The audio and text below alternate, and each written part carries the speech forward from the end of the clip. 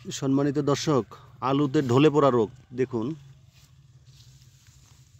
এই যে দেখুন, এই গাছটা কিন্তু ঢলে পড়ছে। এটা কিন্তু আলুর জন্য ক্ষতিকর এবং কৃষকেরও ক্ষতি। দেখেন গাছটা উঠেন তো, দেখুন এই গাছটা আলু দিয়েছে, ফল হয়েছে, কিন্তু ঢলে পড়া রোগ। এটার জন্য কি প্রতিকার, কি করা যাবে আসলে অবশ্যই পরামর্শ দিবেন। আর ফলনও নাই। দেখুন এই বীজ আলুটা পচে যাওয়ার কারণে এটা হচ্ছে না, এটা রোগ সাধারণ কৃষক যারা আমরা বুঝতে পারতেছি না।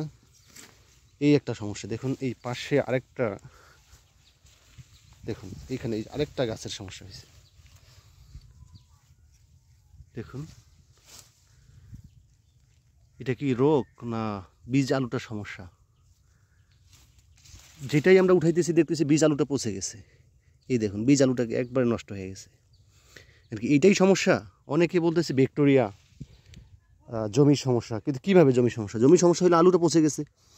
এই যে এই আলুটা পচে গেছে।